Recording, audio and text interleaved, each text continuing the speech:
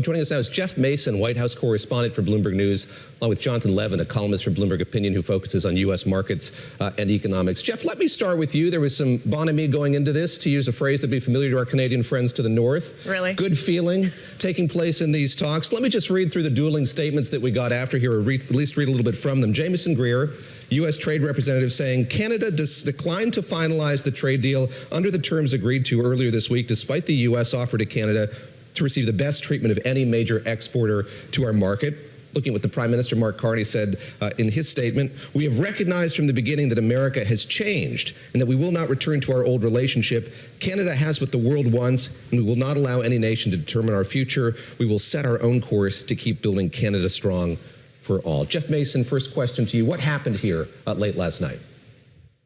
Well, what it sounds like happened is that the outlines of a deal that they had a few days ago, which prompted President Trump to give negotiators a few more days to keep going, collapsed. There's a little bit of a competing narrative about why it collapsed with regard to whether the Canadians didn't like something or whether the U.S. side didn't like something. But in any case, it collapsed.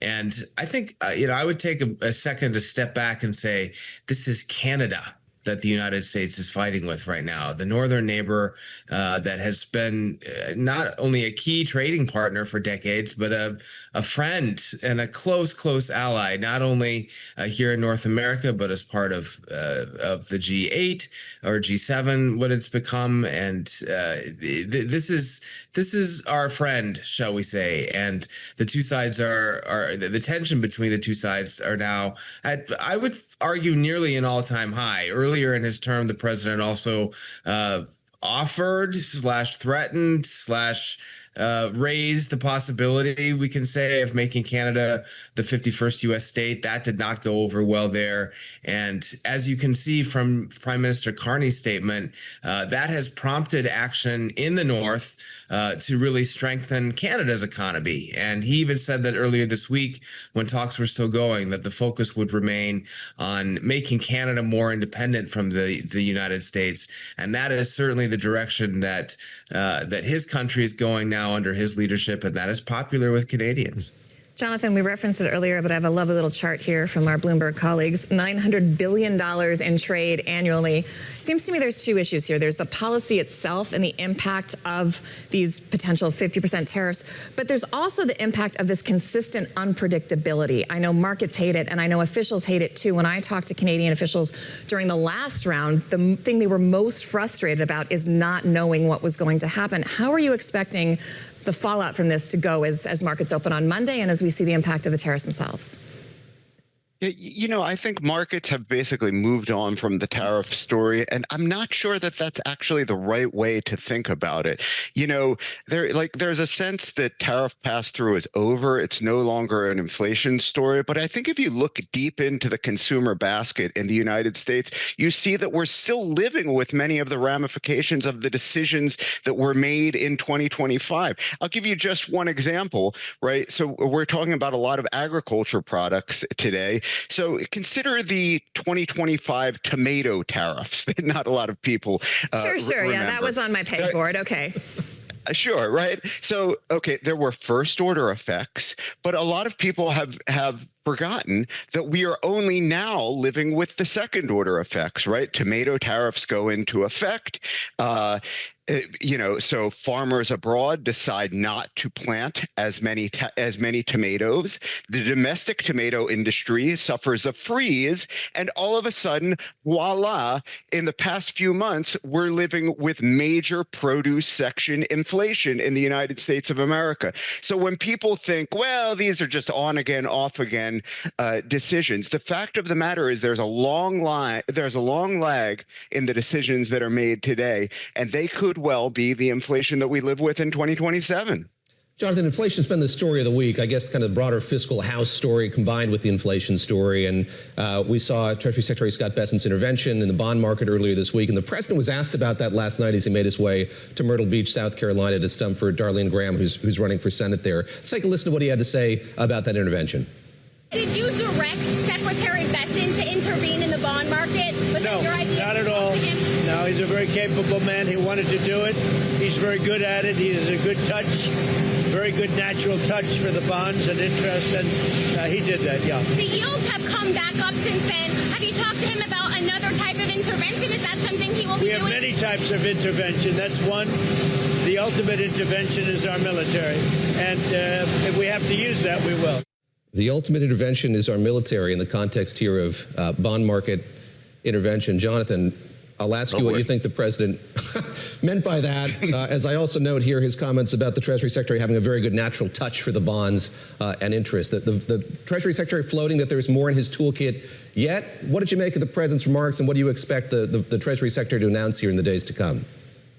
Well, so this is Treasury Secretary Scott Bessent doing his best impression of King Canute. King Canute, of course, was the medieval king who marched down to the shore and commanded the tide to stop. And guess what? Just like King Canute, Treasury Secretary Bessent is not going to move the needle with, maybe $32 billion a quarter of interventions in a $30 trillion plus bond market. It seems to me to be a nakedly political attempt to look like he's doing something less than 3 months before the midterm elections. But as I say, I do not see this really moving the needle. This is an administration that time and time again has turned to gimmickry because it seems panicked about what is going on in the long end of the bond curve. We saw them change bank capital requirements. We saw them come out with the Genius Act, which had a real Treasury market angle to it. We saw them join Japan in the yen intervention. And I think all of these things were basically backdoor efforts to address the situation in the long end of the yield curve, or at least prevent it from getting worse. And guess what? Each and every one of them maybe bought you an afternoon. Jonathan, tomato tariffs and King Canute references, yes. You're fitting right Welcome in to here the on the weekends. Lovely very to have you. Jeff Mason, the bar is now very high. Jeff, I do want to ask you about the larger policy ramifications of this, because there's this quote from the British Columbia Premier David Elby this morning saying, our politeness should never be mistaken for weakness. We'll always defend ourselves. We didn't ask for this, but we'll keep fighting for as long as it takes. It seems to me that there is so many other non-economic cooperation lanes between the U.S. and Canada. I think about NORAD, I think about Space Force, I think about the Air Force. Is there concern that this spat could spill over into other foreign policy goals and objectives that the president might like to pursue, and the Canadians might say, Give me a second, Christine. I'm trying to think of another reference besides King. Yes. It's all right. Jonathan. We'll come back to you. We'll give you time, Jeff. It's all right. I mean, come on. But no, I think your question is spot on. And I think I would respond to it with another question, which is, as we get through kind of the midpoint of nearly the midpoint of President Trump's second term, one of the broader questions that I think observers will be asking is how much of what he has upended can be turned around, how much of it can be put back in the bottle, as it were. Some things that are concrete, for example, the East Wing, which President Trump tore down in order to build his ballroom, that's never coming back. And there are multiple examples of that in terms of physical things that President Trump has changed in Washington that will never change. On a policy level, certainly some things can be reversed, but the relationship doesn't just go back. And Canada has made clear, both the quotes that I was referencing from the Prime Minister earlier and the ones that you were just referencing, Christina, suggest that this is a country and the leadership of a country that don't want to risk just waiting to see who succeeds President Trump, and whether that relationship, whether that friendship goes back to where it was before, or whether this is a more permanent rift. And in some ways, Canada is accepting / stating that this is a more permanent rift and reacting accordingly with its policies. Jonathan, on the toolkits that the Treasury Secretary has at his disposal, he floated that he has another one that comes to dealing with Iran. And I'm going to read a tweet that he fired off this week, quote tweeting what the president said about an economic D-Day coming for Iran. The Treasury Secretary is saying, any remaining tie to Tehran will hasten a nation's economic oblivion, whether that tie be purposefully constructed or willfully ignored. So we're waiting for details on subsequent interventions from the Treasury Secretary when it comes to the bond market, the U.S. bond market. Also waiting for new detail here on the way that the administration plans to tighten the screws on Iran further. He's floated a press conference on Monday. How do you think about this, the ramifications of additional sanctions presumably on Iran, how that would ripple through the global economy, and indeed sort of what that would mean if the administration took a new tack here toward China, which seems like the only viable path they could use here to really tighten those screws? Yeah, well, what I know domestically is that this administration's top priority, or at least what I think the administration's top priority should be, is affordability here.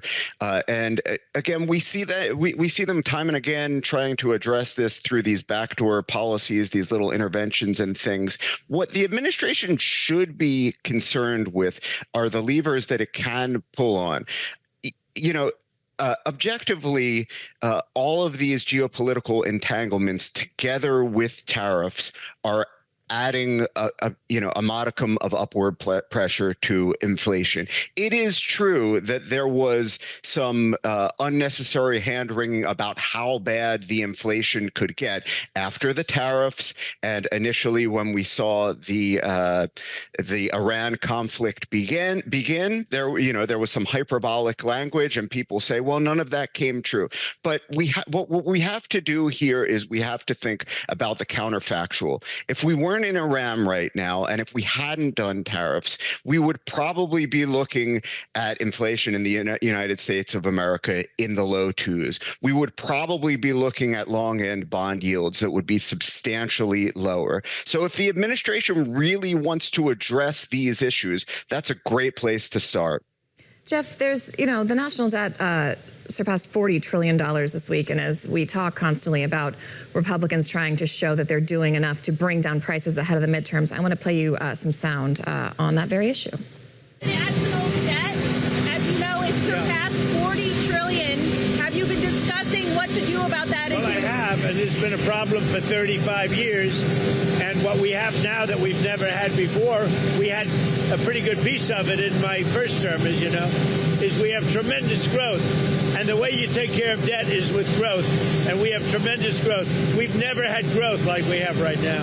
The growth will take care of that very easily. Will the growth take care of it? And will the growth take care of it in time for voters who go to the polls in November?